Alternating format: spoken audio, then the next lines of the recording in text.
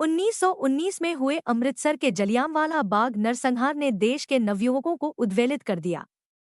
चंद्रशेखर उस समय पढ़ाई कर रहे थे जब गांधीजी ने सन 1920 में असहयोग आंदोलन का फरमान जारी किया तो वह आग ज्वालामुखी बनकर फट पड़ी और तमाम अन्य छात्रों की भांति चंद्रशेखर भी सड़कों पर उतर आए।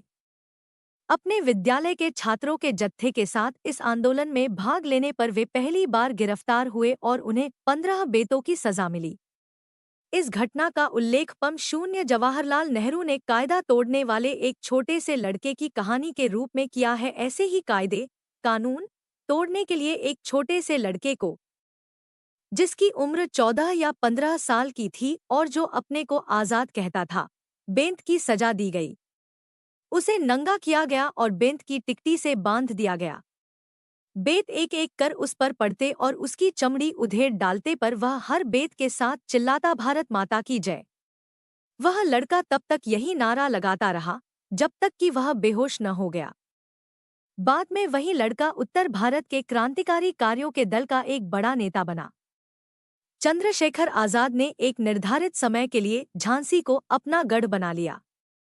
झांसी से 15 किलोमीटर दूर ओरछा के जंगलों में वह अपने साथियों के साथ निशानेबाजी किया करते थे। अचूक निशानेबाज होने के कारण चंद्रशेखर आजाद दूसरे क्रांतिकारियों को प्रशिक्षण देने के साथ साथ पंडित हरिशंकर ब्रह्मचारी के छद्म नाम से बच्चों के अध्यापन का कार्य भी करते थे।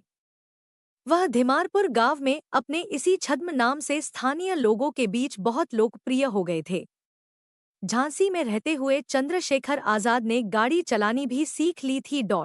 8 असहयोग आंदोलन के दौरान जब फरवरी 1922 में चौरी चौरा की घटना के पश्चात बिना किसी से पूछे गांधीजी ने आंदोलन वापस ले लिया तो देश के तमाम नवयुवकों की तरह आजाद का भी कांग्रेस से मोह भंग हो गया और पंडित राम प्रसाद बिस्मिल, शचीन्द्रनाथ सान्याल, योगेश चंद्र चटर्जी ने 1924 में उत्तर भारत के क्रांतिकारियों को लेकर एक दल हिंदुस्तानी प्रजातांत्रिक संघ H0R0A0 का गठन किया। चंद्रशेखर आजाद भी इस दल में शामिल हो गए।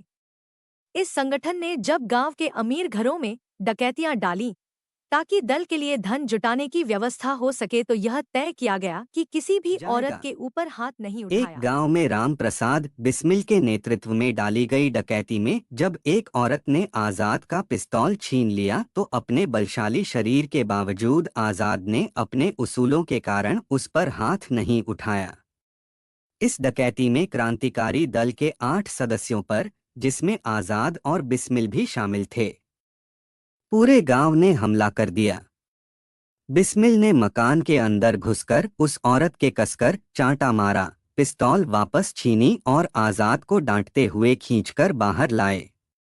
इसके बाद दल ने केवल सरकारी प्रतिष्ठानों को ही लूटने का फैसला किया। 1 जनवरी 1925 को दल ने समूचे हिंदुस्तान में अपना बहुचर्चित पर्चा द रिवॉल्यूशनरी क्रांतिकारी बांटा, जिसमें दल की नीतियों का खुलासा किया गया था। इस पैम्फलेट में सशस्त्र क्रांति की चर्चा की गई थी। इश्तहार के लेखक के रूप में विजय सिंह का छद्म नाम दिया गया था। शचीन्द्रनाथ सान्याल इस पर्चे को बंगाल में पोस्ट करने जा रहे थे, तभी पुलिस ने उन्हें बांकुरा में गिरफ्तार करके जेल भेज दिया। H0R0A0 के गठन के अवसर से ही इन तीनों प्रमुख नेताओं बिस्मिल, सान्याल और चटर्जी में इस संगठन के उद्देश्यों को लेकर मतभेद था। इस संघ की नीतियों के अनुसार 9 अगस्त 1925 को काकोरी कांड को अंजाम दिया गया। जब शाहजहांपुर में इस योजना के बारे में चर्चा करने के लिए मीटिंग बुलाई गई तो दल के एकमात्र सदस्य अशफाक उल्लाह खां ने इसका विरोध किया था।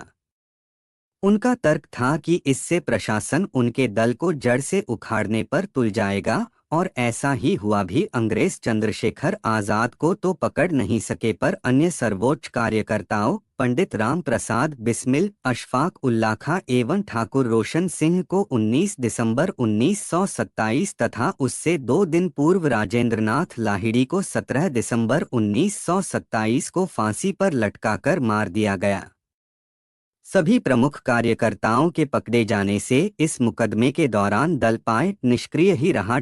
एकाध बार बिस्मिल तथा योगेश चटर्जी आदि क्रांतिकारियों को छुड़ाने की योजना भी बनी, जिसमें आजाद के अलावा भगत सिंह भी शामिल थे, लेकिन किसी कारण वश यह आजाद की योजना पूरी सलाह न के हो खिलाफ सकी। जाकर यशपाल ने 23 दिसंबर 1929 को दिल्ली के नजदीक वायसराय की गाड़ी पर बम फेंका तो इससे आजाद क्षुब्ध थे, क्योंकि इसमें वायसराय तो बच गया था पर कुछ और कर्मचारी मारे गए थे।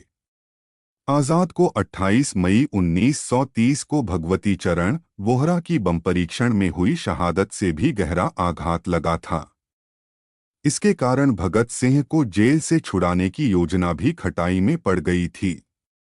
भगत सिंह, सुखदेव तथा राजगुरु की फांसी रुकवाने के लिए आजाद ने दुर्गा भाभी को गांधी जी के पास भेजा, जहां से उन्हें कोरा जवाब दे दिया गया था। आजाद ने अपने बलबूते पर झांसी और कानपुर में अपने अड्डे बना लिए थे। झांसी में मास्टर रुद्रनारायण, सदाशिव मलकापुरकर, भगवानदास माहौर तथा विश्वनाथ वैशंपायन थे, जबकि कानपुर में पंडित शालिग्राम शुक्ल सक्रिय थे। शालिग्राम शुक्ल को 1 दिसंबर 1930 को पुलिस ने आजाद से एक पार्क में मिलने जाते वक्त शहीद कर दिया था।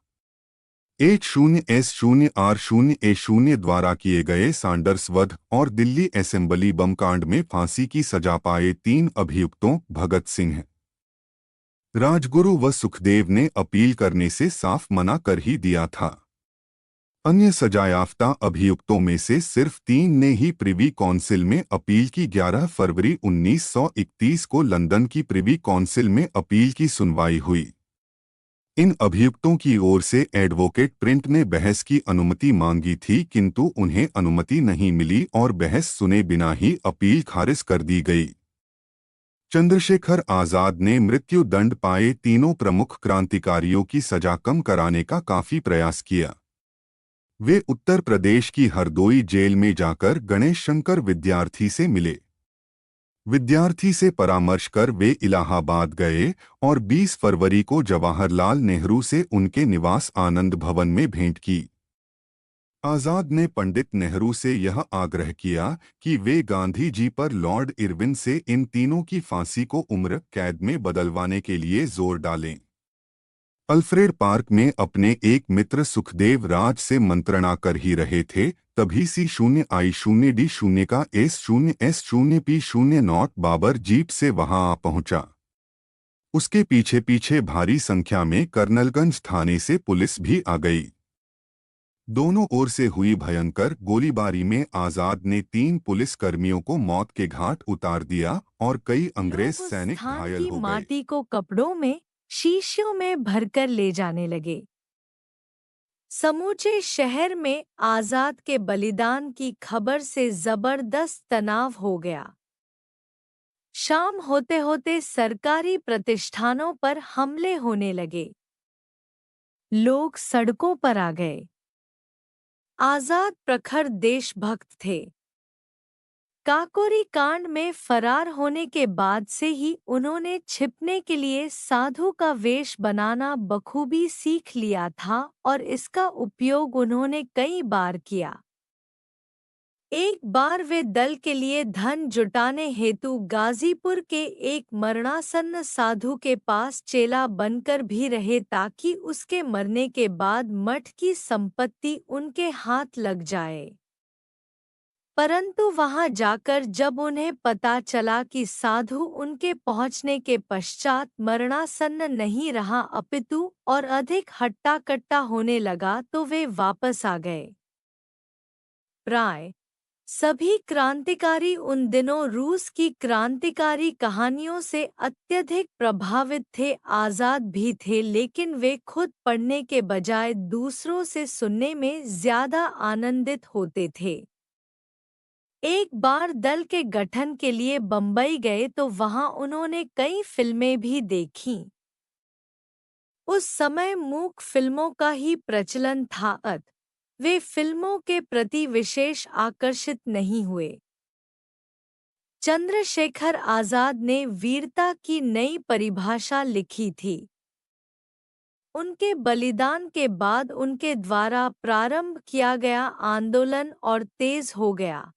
उनसे प्रेरणा लेकर हजारों युवक स्वतंत्रता आंदोलन में कूद पड़े। आजाद की शहादत के 16 वर्षों बाद 15 अगस्त सन 1947 को हिंदुस्तान की आज़ादी का उनका सपना पूरा तो हुआ, किंतु वे उसे जीते जी देख न सके।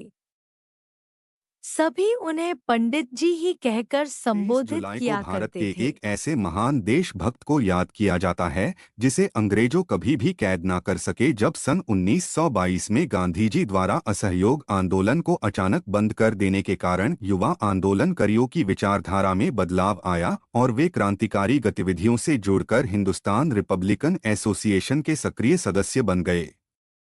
इस संस्था के माध्यम से राम प्रसाद बिस्मिल के नेतृत्व में पहले 9 अगस्त 1925 को काकोरी कांड किया और फरार हो गए। इसके पश्चात सन 1927 में बिस्मिल के साथ 4 प्रमुख साथियों के बलिदान के बाद उन्होंने उत्तर भारत की सभी क्रांतिकारी पार्टियों को मिलाकर एक करते हुए हिंदुस्तान सोशलिस्ट रिपब्लिकन एसोसिएशन का गठन किया तथा भगत सिंह के साथ लाहौर में लाला लाजपत राय की मौत का बदला सॉन्डर्स की हत्या करके लिया एवं दिल्ली पहुंचकर असेंबली बम कांड को अंजाम दिया। ऐसा भी कहा जाता है कि आजाद को पहचानने के लिए ब्रिटिश हुकूमत ने 700 लोग नौकरी पर रखे हुए थे। आजाद के संगठन Hindustan socialist Republican army HSRA के central committee member Virbhadra Tiwari अंग्रेजों के मुखबिर बन गए थे और आजाद की मुखबिरी की थी। चंद्रशेखर आजाद का जन्म भाबरा गांव, अब चंद्रशेखर आजादनगर, वर्तमान अलीराजपुर जिला में एक ब्राह्मण परिवार में 23 जुलाई सन 1906 को हुआ था। 3-4 उनके पूर्वज ग्राम बदरका वर्तमान उन्नाव जिला बैसवारा से थे। आजाद के पिता पंडित सीताराम तिवारी अकाल के समय अपने पैतृक निवास बदरका को छोड़कर पहले कुछ दिनों मध्य प्रदेश अलीराजपुर रियासत में नौकरी करते रहे, फिर जाकर भाबरा गांव में बस गए। यहीं बालक चंद्रशेखर का बचपन बीता। उनकी मां का नाम जगरानी देवी था। आजाद का प्रारंभिक जीवन आदिवासी बाहुल्य क्षेत्र में स्थित भाबरा गांव में बीता, अतएव बचपन में आजाद ने भी बालकों के साथ खूब धनुष बाण चलाए। इस प्रकार उन्होंने निशानेबाजी बचपन में ही सीख ली थी। बालक चंद्रशेखर आजाद का मन अब देश को आजाद कराने के अहिंसात्मक उपायों से हटकर सशस्त्र क्रांति की ओर मुड़ गया। उस समय बनारस क्रांतिकारियों का गढ़ था। वह मनमथनाथ गुप्त और प्रणवेश चटर्जी के संपर्क में आए और क्रांतिकारी दल के सदस्य बन गए। क्रांतिकारियों का वह दल हिंदुस्तान प्रजातंत्र संघ के नाम से जाना जाता था।